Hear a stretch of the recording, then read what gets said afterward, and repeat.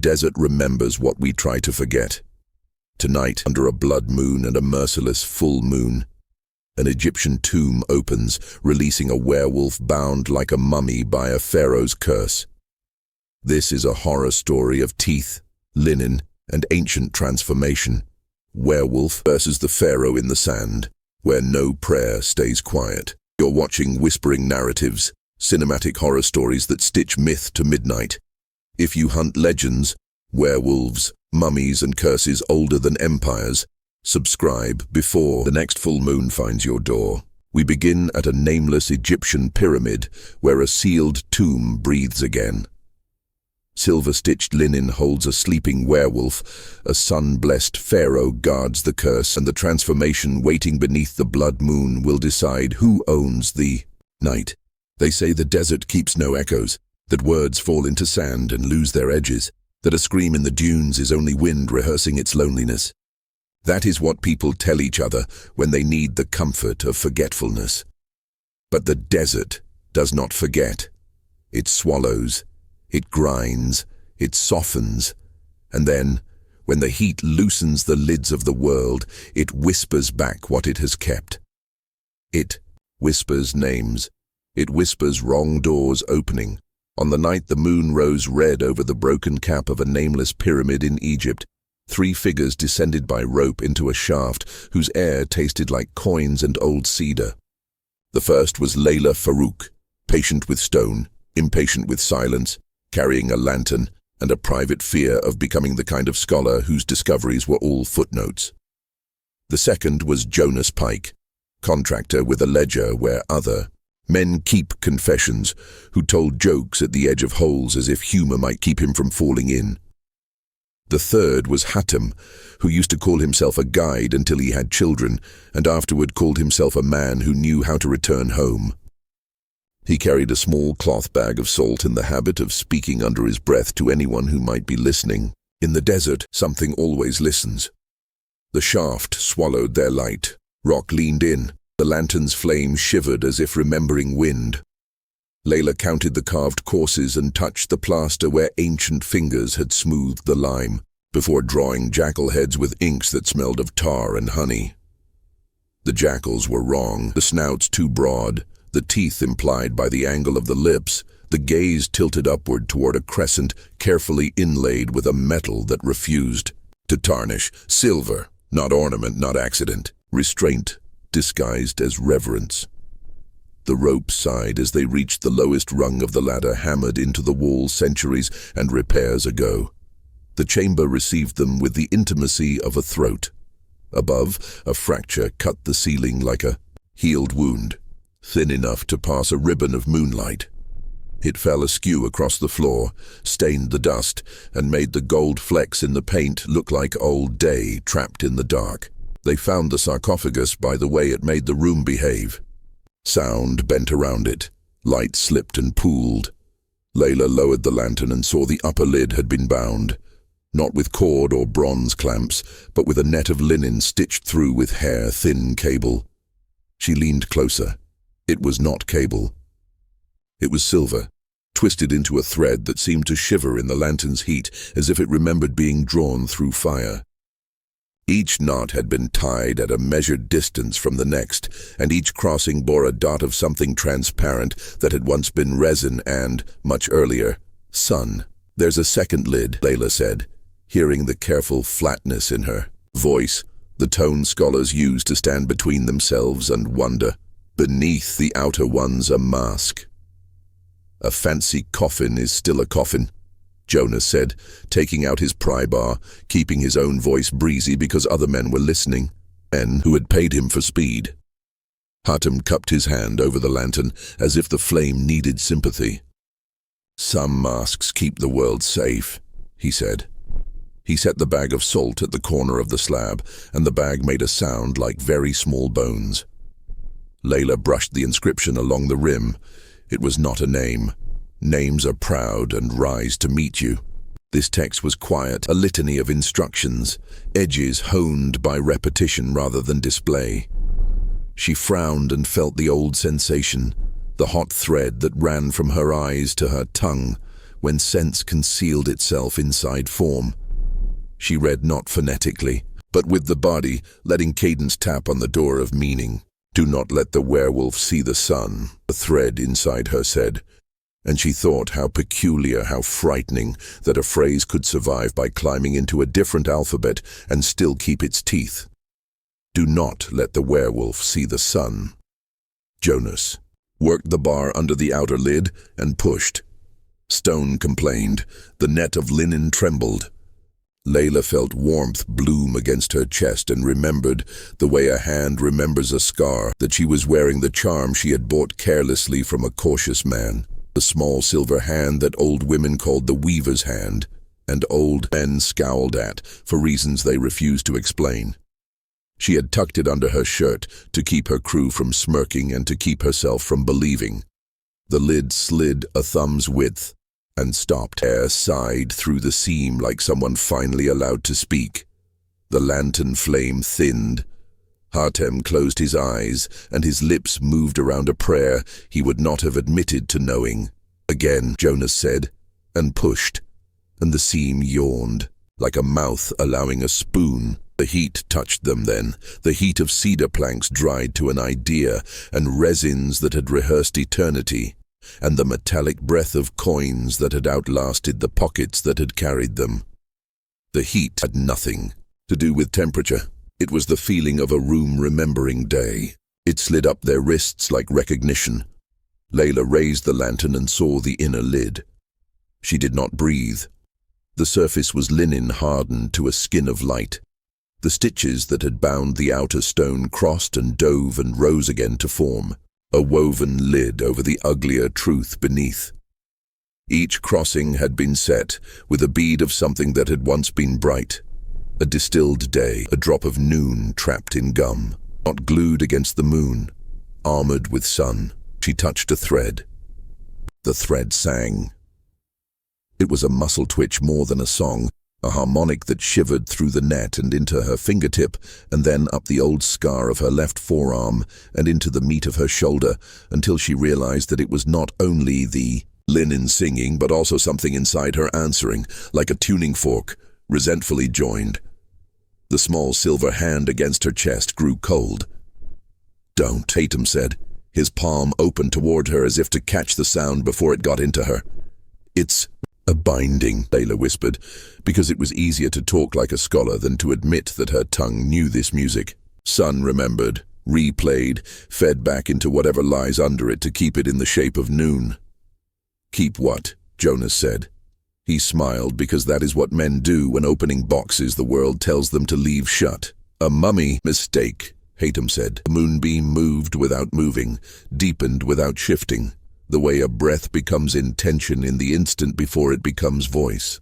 It found the edge of the woven lid and lay there, pulled to it like metal to lodestone.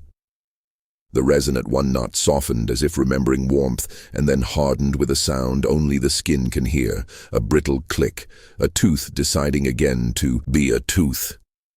Something beneath the linen exhaled. It was not decay. Rot is busy. This breath was patient. If patience had a sound, it would be that dry leaf sigh of a hunter choosing which step to make last. "Enough," Hatem said, reaching for the lid with the authority of a father catching a child's wrist before the stove. "Seal. We open," Jonas said, because he had been paid to open and because saying "we" makes a man feel like a tide. Layla's throat was too narrow. The phrase had wound itself around the bone. "Do not let the werewolf see the sun." "Let me read it," she said, buying time from the tide. She bent, tracing the smaller characters nested among the larger ones, the instructions embedded in the prayer, the caution disguised as praise. "When the moon is at its nadir, loosen by one knot. When the day is longest, tighten by one breath. When the blood moon rises, do not listen. Do not listen to what? To whom?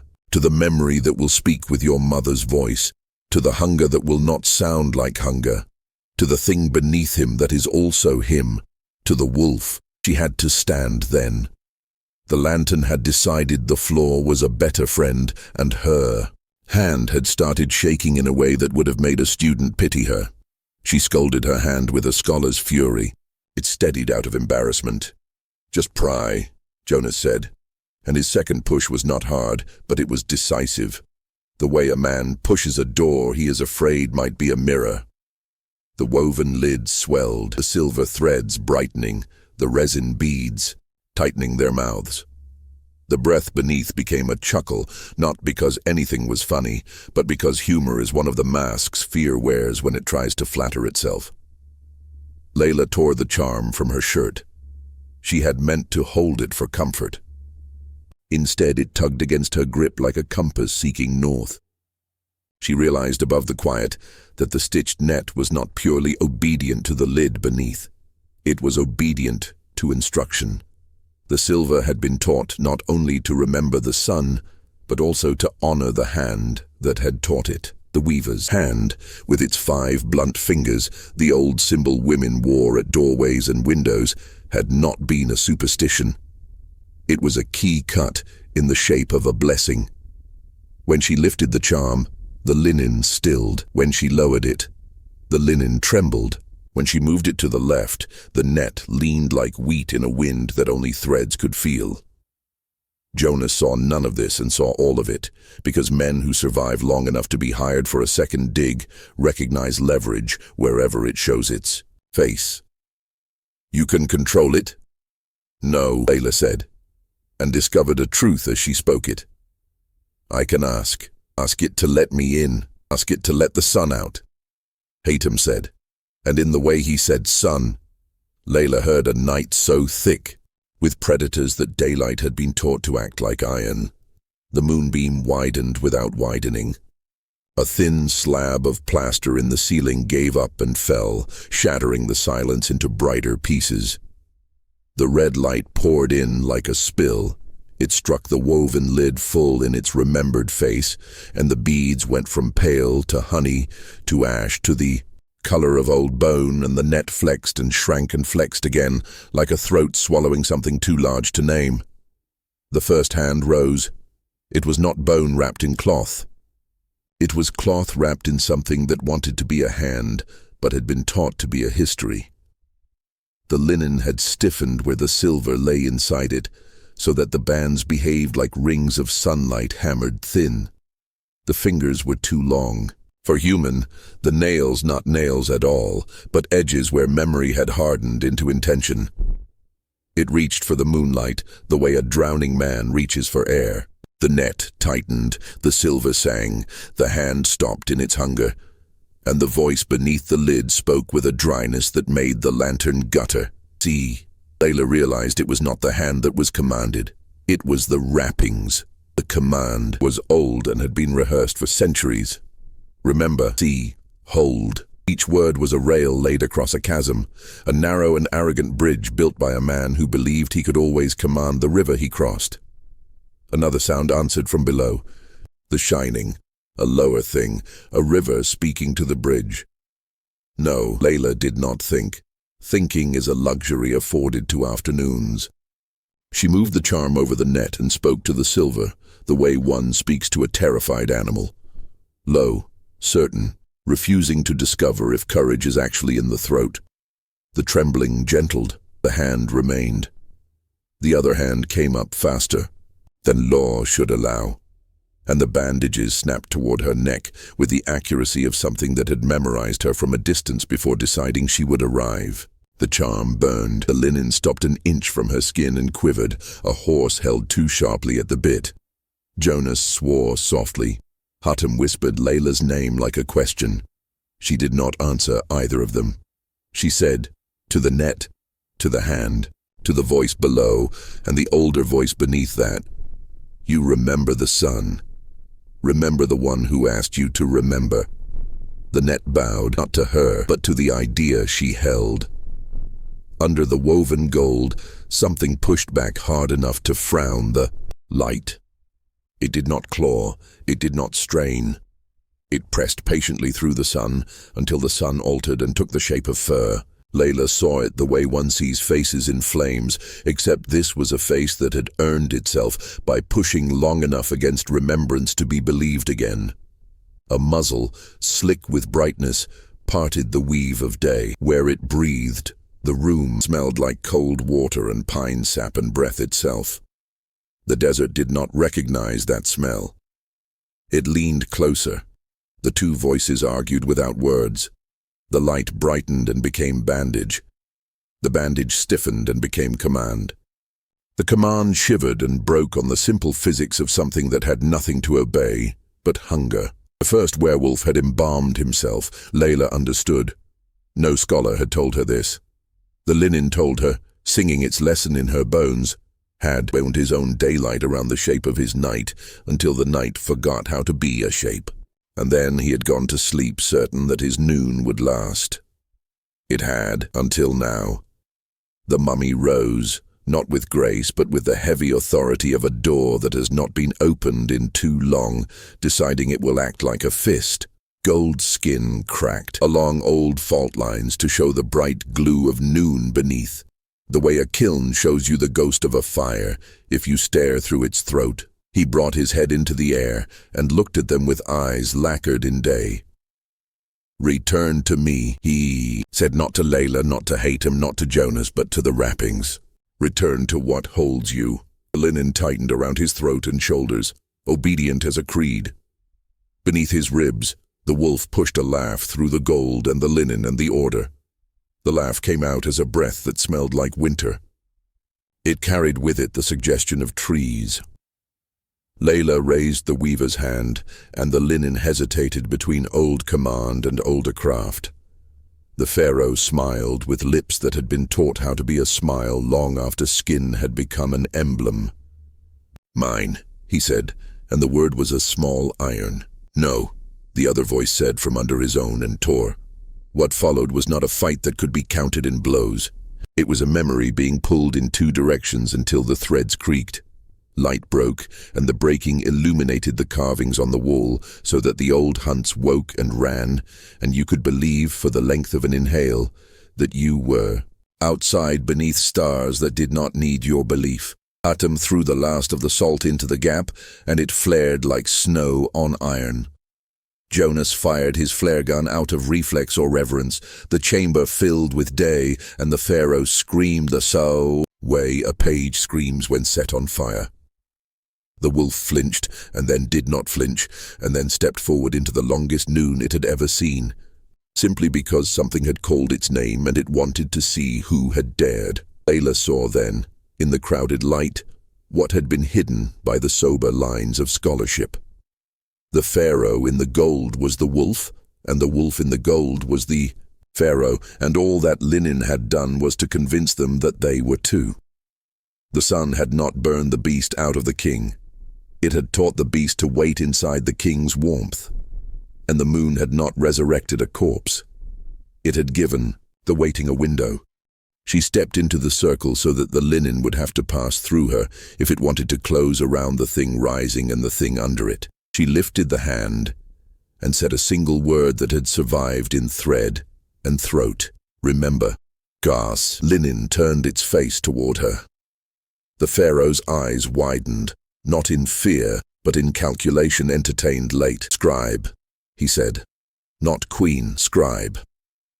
His lips curved around their stitches, and the stitches sang. The wolf's head broke the gold and looked at her. It had no reason to know her. It blinked slowly, as if tasting her across the short distance between thinking and acting. It bowed. The bow was the kind an animal makes when it decides to begin from something other than hunger. It was all the affection it could borrow from myth. It was enough to make the desert lean closer to hear what would be said next. They rose together, Pharaoh and beast, into the red light of the blood moon. The linen streamed behind like scripture coming undone. Outside, the dunes trembled as if the earth had remembered its pulse. When they leapt into the night, the air carried their argument north, toward cities that had forgotten how to pray. By morning, paw prints circled the shaft and led east toward the horizon. The boards over the tomb creaked like teeth grinding, in sleep. And from that night forward, Egypt carried two suns, one in the sky and one walking, and that was the night the blood moon over Egypt turned red with memory. The werewolf and the Pharaoh's curse walk again beneath the full moon, their legend carved into the sand and into us. You've been watching Whispering Narratives, where every horror story hides a truth that remembers your name. If the desert's whisper followed you this far, it's already too late to pretend you didn't hear it. Subscribe before the next moonrise like the story, and share it before the curse circles back. And when you're ready to open another tomb, continue the bloodline.